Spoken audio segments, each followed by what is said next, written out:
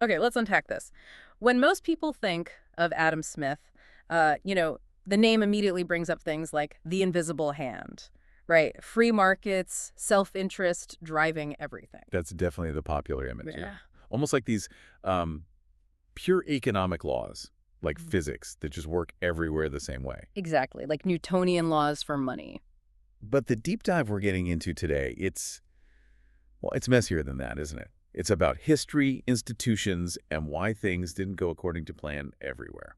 Precisely. We're focusing on a really crucial, but honestly often skipped over part of his huge work, The Wealth of Nations. And for you listening, especially since you provided these great sources, it's important to remember The Wealth of Nations isn't just one block. It's actually 5 books. Today, we're zeroing in specifically on book 3. That's the one. Its full title is Of the Different Progress of Opulence in Different Nations.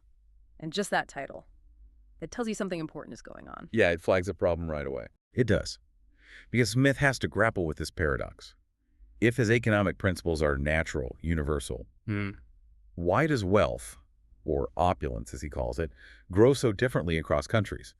Why does the path look so different depending on where and when you look? So the title itself signals that maybe those natural laws bump up against, well, reality, history. He's acknowledging that the real world performance is, historically conditioned. Exactly. And his big mission in Book 3 is tackling this massive historical puzzle.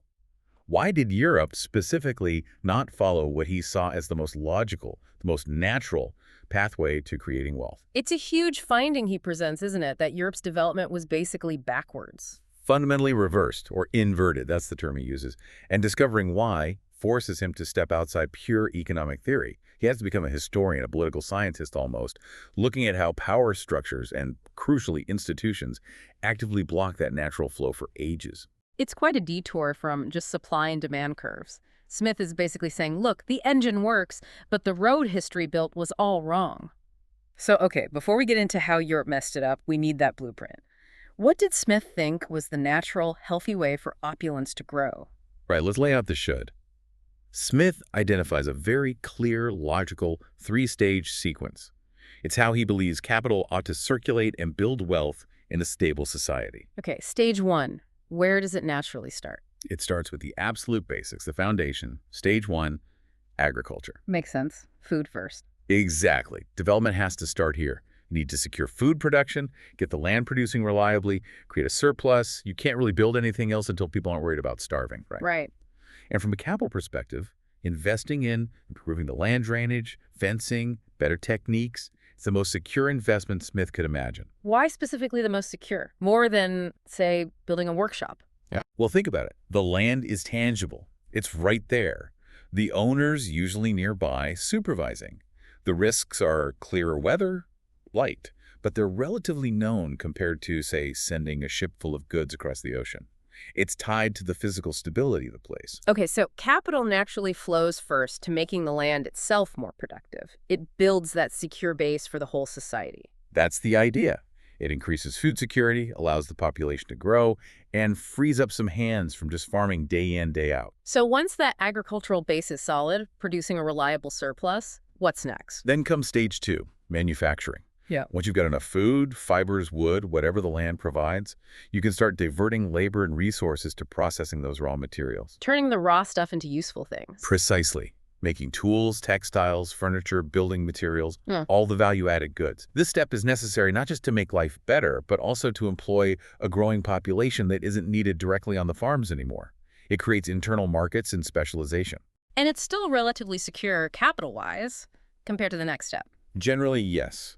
The workshop or a small factory is still usually domestic. You know, your workers, your suppliers, your local market. The risks are there, fire, competition, but it's not as precarious as relying on far-flung trade routes. Okay, so agriculture secures the basics, manufacturing adds value and employs more people, then logically the final step. Stage 3, commerce. This is the big one for exchange. It involves moving goods around, finding wider markets, both within the country and eventually internationally. It's the complex web of trade, transport, finance. And Smith saw this as the riskiest place for capital. Definitely. Think about foreign trade in his era. You're dealing with shipwrecks, pirates, wars in distant lands, unreliable information about foreign markets, fluctuating currencies. It's inherently speculative compared to investing in your own farm or workshop. So the natural flow, the smart money, according to Smith, goes where it's safest first and only moves to riskier ventures as the foundation gets stronger. Exactly. The logical sequence is land-labor manufacturing exchange, commerce. Capital should improve the land, then employ domestic labor, and only then, really, venture heavily into the uncertainties of widespread commerce, especially foreign trade. It keeps the wealth circulating locally first, building internal strength before looking outwards. That's the model for stable organic growth from the ground up. And this is the core of Book 3. Historical Europe just shredded that map, didn't it? The sources say it was inverted, this reverse development. Completely backwards. What actually happened, especially after the Western Roman Empire fragmented, was that cities and commerce, particularly long-distance trade, often took off first. They became these dynamic hubs. While the countryside. The agricultural sector, the supposed bedrock, remained largely stagnant, locked down by rigid social and legal structures. So you had this weird situation where commerce, stage 3, was booming in places, while agriculture, stage 1, was stuck in low gear. The tail was wagging the dog. And this inversion, this anomaly, is what Smith feels compelled to explain. It wasn't just a random blip. He had to figure out why history took this detour. Right. And his answer wasn't, Europeans are just naturally better traders. No, it was institutional. He pointed directly at the concentration of political power and, maybe most importantly, the incredibly rigid systems of land ownership and control that emerged after Rome's fall. So, human-made rules, not natural economic tendencies, forced this weird path. That's his argument. These institutions fundamentally prevented capital from flowing back into the land, into agriculture, where it logically should have gone first. It forced investment into riskier, but less institutionally constrained, urban and commercial ventures instead. The economic laws were still there, but history, through politics and law, was steering the ship in a very strange direction. Okay, so let's trace that distortion back. The fall of Rome is the starting point. What happened to land when that central authority disappeared? How did its function change so drastically? It was a complete paradigm shift, really. Under Roman law, land was certainly concentrated sometimes, but it was fundamentally seen as an economic asset. It could be bought, sold, mortgaged, inherited in ways that, theoretically at least, aimed towards productive use. Okay, a basis for production. Yes. But when the empire dissolved into warring successor kingdoms and eventually feudalism, land's primary function flipped. It stopped being mainly about producing goods for a market. And became The source of political and military power. Pure and simple. Holding land wasn't about maximizing bushels per acre. It was about having enough territory to support knights, to command loyalty, to defend yourself, and crucially, to extract rent or service from the people living on it. So economic efficiency went out the window, replaced by military and political necessity. Absolutely. The feudal lord wasn't primarily an entrepreneur trying to make his land profitable in a commercial sense. He was a political figure, a military leader. Smith is quite critical here. He sees the lord as someone who primarily occupied wealth granted by birth or conquest, rather than creating it through investment in efficient farming. And this shift wasn't just attitudinal, it got baked into the legal system, right? Smith points to two specific legal structures that really locked things down. Yes, the twin pillars of feudal land rigidity, primogeniture and entailment. Smith saw these as absolute roadblocks to economic progress. Let's break those down. Primogeniture first. What was the effect of that? Primogeniture meant that when a landowner died, the entire estate, all the land, passed as a single indivisible unit to the eldest legitimate son. The whole thing, not split among the children. Nope, all to the first son. It didn't matter if he was brilliant or a complete wastrel, interested in farming or totally clueless. He inherited the lot. So merit had nothing to do with it. You couldn't have a more capable younger son taking over or splitting the land to manage it better. Exactly. It completely removed any kind of, market pressure or natural selection for good management. Control over the most vital asset, land, was determined purely by lineage and accident of birth, reinforcing political dynasties, not economic efficiency. And if land can't be easily divided or sold based on who can best use it? Then there's very little incentive for capital to flow towards improving it. Why would an outsider invest in land that's locked into one family line forever? The goal became dynastic preservation, not maximizing output or return on investment. And the second mechanism, entailment, made this even worse. It compounded the problem, yes. Entailment was a legal restriction placed on the property deed itself. often preventing the current owner, even that eldest son, from selling the land, mortgaging it, or even deciding how it will be inherited next. It was designed to keep the estate intact within the family line, sometimes for generations upon generations. Wow. So even if a lord was deeply in debt or saw a fantastic opportunity to invest in, say, new drainage technology that required capital. He often couldn't touch the land itself to raise the funds.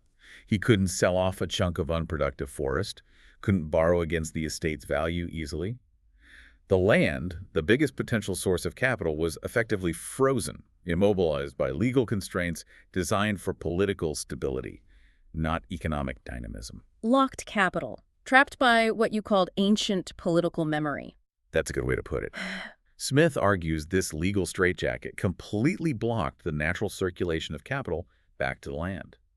And it didn't just affect the lords. Why would a tenant farmer invest his own small savings in improving a field if his lease was insecure?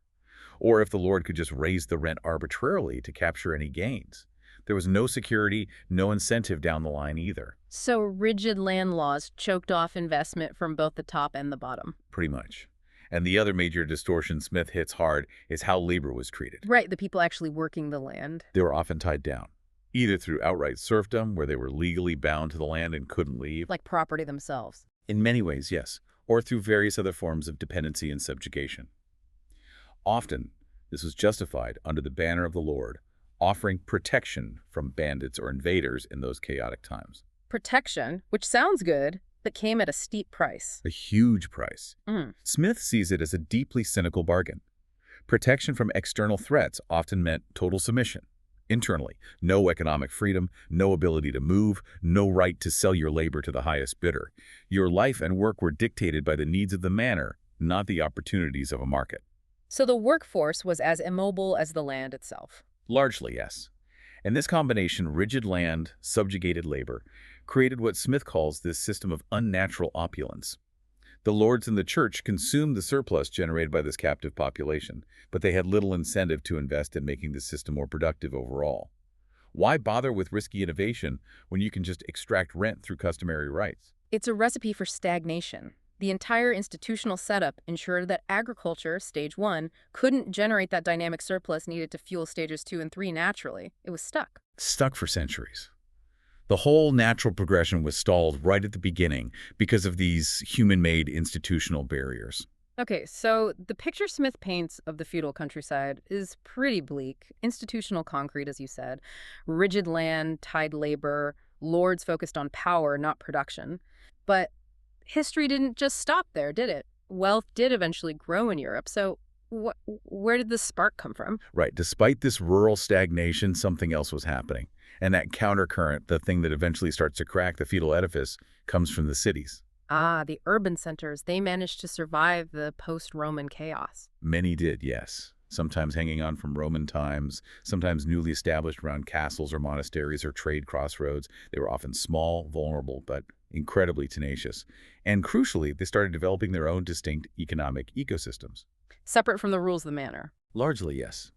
They established markets. Artisans formed guilds to regulate crafts, merchants created associations, and very importantly, many cities fought for or were granted charters of self-government from kings or local lords. Which gave them a degree of political independence. Exactly. It allowed them to create their own legal frameworks, their own courts, their own rules for commerce, outside the direct, often arbitrary control of the feudal land system. Okay, here's where it gets really interesting then. Because these cities, lacking the security of the feudal land structure, had to basically invent their own systems for generating wealth and, crucially, trust. That's Smith's profound insight. He doesn't just see cities as places where trade happened. He sees urban commerce as the seed of exchange self-generated within feudal society. Think of it like a small, fragile bubble of economic freedom inflating inside this rigid feudal container. A bubble based on different rules. Completely different rules. Because they had this degree of self-governance, they could establish rules of contract, property rights for movable goods, and enforcement mechanisms that were predictable and applied to merchants, not based on feudal status. So the wealth building up in cities wasn't just about accumulating gold coins. It was tied to something deeper. Absolutely. Smith sees it as the practical recovery of freedom, specifically the freedom of exchange based on impersonal trust and the rule of law. Impersonal trust. What do you mean by that? Well, think about it. A merchant in Genoa trading with someone in Flanders couldn't rely on swearing loyalty to the same local duke to make sure a deal was honored. Their relationship wasn't based on personal fealty, like in the feudal system. Right, they might never even meet face to face. Exactly. So they had to develop systems based on reputation, on reliable intermediaries, and on commonly accepted commercial rules and instruments. Things like standardized weights and measures were vital. Merchant courts that understood commercial disputes gained authority. And critically, they developed financial tools. Like the bill of exchange you mentioned earlier, how did that work to bypass feudal power? The bill of exchange was ingenious. Let's say a London merchant buys wool from an English supplier, but sells cloth to someone in Bruges. Carrying gold back and forth was dangerous and cumbersome, right? Feudal lords might impose tolls or just confiscate it. Yeah, risky. So instead, the Bruges buyer might give the London merchant a bill, essentially an IOU, drawn on a known banker or another merchant in, say, Antwerp. The London merchant could then use that bill, perhaps discounted slightly, to pay his own supplier in England, or sell it to another merchant heading to Antwerp who needed funds there. Ah, so it's like paper money, but based on a network of trusted merchants and bankers, not a king's decree. Precisely. It created a flow of credit and payment that operated outside the direct control of the landed aristocracy. It was based on commercial reputation and trust within the merchant network itself. It was horizontal trust, peer-to-peer, not the vertical loyalty demanded by feudalism. That's a subtle but massive shift. The tool itself, credit, becomes a vehicle for independence from the old power structure. It really was. By creating and honoring these obligations among themselves, merchants were implicitly saying, we don't need the Lord's permission or his system to conduct our business.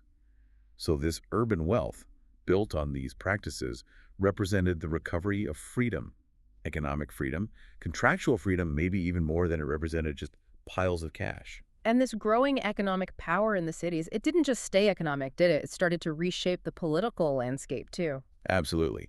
Smith sees this urban market activity becoming a powerful political economic device. The wealth generated in the cities gave them leverage. Kings, often short of cash and wanting to counterbalance the power of their own nobles, would sometimes grant cities more privileges in exchange for loans or taxes. So the cities could sort of play the powers off against each other. To some extent, yes. But the more profound effect was slower, more insidious, acting directly on the feudal lords themselves. Through consumption. The cities became centers not just of basic crafts, but of luxury production and import. Think fine silks, worked metal, exotic spices, better wine, elaborate furniture. Stuff the relatively Spartan feudal manors didn't produce. And the lords, they wanted this stuff. Oh, they wanted it. Badly. Smith has this almost psychological analysis where the allure of these new consumer goods becomes irresistible to the landed nobility. They see these beautiful, status-enhancing things that only cash can buy. But their wealth was tied up in land and loyalty, not cash. Exactly. So to get the cash to buy the silks and spices, they had to start changing their behavior. Smith argues they began to, bit by bit, trade away their long-term feudal power for short-term consumer gratification. How did they trade power for goods? They started commuting the traditional labor services owed by their peasants into fixed cash rents, or they granted longer, more secure leases to tenants who promised higher cash payments. They might even sell off certain feudal rights or parcels of land outright if the price was right. Essentially, they began dismantling the very system that gave them power, just so they could afford the luxuries the city merchants were dangling in front of them. Wow, so they were selling their birthright, in a way, for a mess of pottage or maybe a bolt of fine silk. That's very much Smith's implication. They became increasingly dependent on the urban market, both as a source for goods and as a source for the cash they needed. Their focus shifted, unwittingly, from maintaining their local power base to participating in this wider cash-based economy centered in the cities. The market, driven by urban commerce and consumer desire, essentially started dissolving the rigid feudal structure from within. Slowly, painfully over centuries, yes. It wasn't a planned revolution. It was the aggregate effect of countless individual decisions by lords wanting nicer things. Power was gradually exchanged for consumption, mediated by the city merchants. This really underscores the sheer irony Smith finds in Book 3, doesn't it? The natural way was blocked, totally inverted. Agriculture was stagnant. But somehow the economy found this bizarre, roundabout path to development, starting with the cities. It's the core of his historical argument. The cities, which should have been the final stage of development according to the natural logic, ended up being the catalyst that forced the necessary changes back in stage one, in agriculture. Which leads to that amazing concluding line for this whole process. The wealth of the city ultimately awakens the civilization of the countryside. It's a powerful statement. The dynamism wasn't flowing from the farm to the city as it should have. It flowed from the city back to the countryside, forcing it to modernize. Let's trace that mechanism one more time. How exactly did urban demand awaken the countryside? It created an undeniable demand for marketable agricultural surplus. Not just enough food for the manor, but grain, wool, timber, livestock that could be sold for cash in the growing urban markets And lords needed that cash. to buy the urban luxuries they craved. So the pressure was on. The old ways of extracting minimal surplus through customary labor weren't enough. Lords, or the more enterprising tenants, had to find ways to increase output specifically for sale. Which means changes in how farming was done. Absolutely. It incentivized things like consolidating scattered land strips into more efficient fields. Enclosure, though often brutal. It encouraged lords to offer longer, more secure leases to tenants who were willing to invest in improvements, because a productive tenant meant more cash rent. It gradually pushed the system towards treating land more like a commercial asset again, and labor more like a mobile resource that needed incentives. So the pull of the urban market eventually forced the rural economy to become more market-oriented itself, more efficient, more focused on production for exchange. Exactly. It forced the adoption of practices that allowed capital, finally, to flow back into land improvement in a meaningful way, because now there was a clear monetary return for doing so. The very consumption patterns of the elite, driven by urban production, ended up triggering the agricultural reforms they had resisted for centuries. And this, in turn, creates a positive feedback loop. Yes, that's the beauty of it, even though the path was inefficient. As the countryside became more productive and generated more cash income, rural people could then afford to buy more simple manufactured goods from the towns, and the freed-up rural labor could migrate to the cities, providing workers for expanding urban industries. So improved agriculture fuels urban growth, which in turn demands more from agriculture. It becomes a self-sustaining cycle, finally. It's the reverse development path. Smith described painful, slow, historically contingent. But because that fundamental principle of exchange, of seeking mutual benefit through trade, was operating in the cities, it eventually managed to pull the whole economy onto a more modern footing. It shows an almost astonishing faith on Smith's part in the power of exchange itself, doesn't it? Like it's an inherent human drive that will find a way even around massive institutional blockages. I think that's fair to say. He sees that even though the natural order got completely derailed by this historical accident of feudalism, the underlying principle of exchange, the desire for betterment through trade, was strong enough to act like a kind of, a self-healing mechanism for the economy. It slowly, painstakingly restored a semblance of balance. So commerce wasn't just about money changing hands. For Smith, it was something more profound. It was a civilizing energy. That's a key takeaway. The desire for goods, the need for trust in contracts, the development of commercial law, all spurred by urban trade, acted as a solvent, slowly dissolving the rigid, hierarchical, and often brutal structures of feudalism based on birth and military obligation. Civilization through shopping, almost. Maybe a simplification, but there's a grain of truth.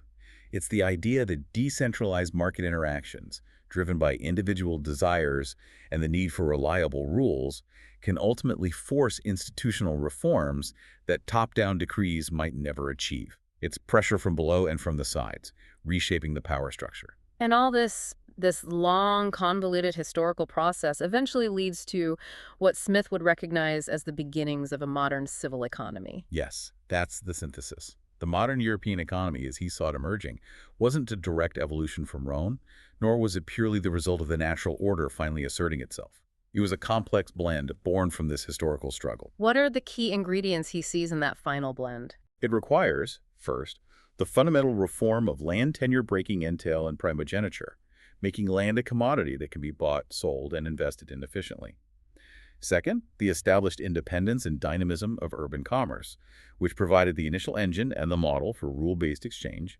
And third, the eventual triumph of free exchange and contractual agreements as the basis for all economic relationships, binding lord and peasant, merchant and artisan in a web of predictable market interactions rather than customary status. So wealth isn't just about resources, it's about the rules governing how people interact with those resources and with each other. It's about trust, law, and the freedom to exchange. That's the heart of the institutional argument in Book 3. The potential for opulence might be there, but unlocking it depends entirely on getting the framework right. Okay, so let's wrap up this deep dive into Book 3. We set out to understand why Smith dedicated a whole book to the different paths of wealth, and I think we've really cracked it. His core argument is that these differences aren't just quirks of geography or resources. No, they're fundamentally driven by institutions. That's the critical lesson. Okay. The structure of power, the laws governing property, especially land, the framework for contracts and exchange, the weight of historical memory embedded in those systems, these are the ultimate determinants of how and how fast a nation develops economically. It's a powerful case for looking beyond simple economic models and digging into the historical and political context. Absolutely. And if we connect this back to the bigger picture, Book 3 is Smith making a profound statement about institutional determinism. He uses the whole sweep of European history post-Rome as his case study to show how bad institutions, however well-intentioned they might have seemed initially, can effectively paralyze the natural laws of economics for centuries. And it's striking, isn't it, how relevant that feels today. The sources highlighted that this focus on institutions, power structures, the rules of the game determining wealth outcomes directly mirrors the kind of research getting top recognition now, like the recent Nobel Prize themes. It really does. It shows that Smith, back in the 18th century, grappling with the legacy of feudalism, hit upon something incredibly fundamental about economic development that we're still exploring. His critique of historical blockages remains a vital lens for understanding why some economies thrive and others stagnate today. He saw that history is messy, and theory often crashes against the rocks of inherited structures and political inertia. Right. But the genius, maybe the optimistic spark in Book 3, is showing that even then, the drive for exchange, this civilizing energy as we called it, is incredibly resilient. It can find ways to work around and eventually reform even deeply entrenched systems, even if it means taking a completely backwards route to get there. Which leaves us with a really powerful thought for you, the listener, to maybe chew on. Smith showed how Europe's natural path ag right arrow, MFG right arrow commerce got blocked by specific feudal institutions like entail, primogeniture, serfdom, forcing that long, painful reversal through urban centers. So the question is, what kinds of fundamental historical legacies or institutional arrangements might be acting as similar blockages in parts of the world today? Are there modern versions of locked capital or systems where political connections still trump economic efficiency, preventing wealth from flowing naturally and broadly? Smith's work powerfully suggests the answers might lie less in tweaking economic variables and more in reforming the underlying institutional landscape. It's often in the laws and customs, not just the markets.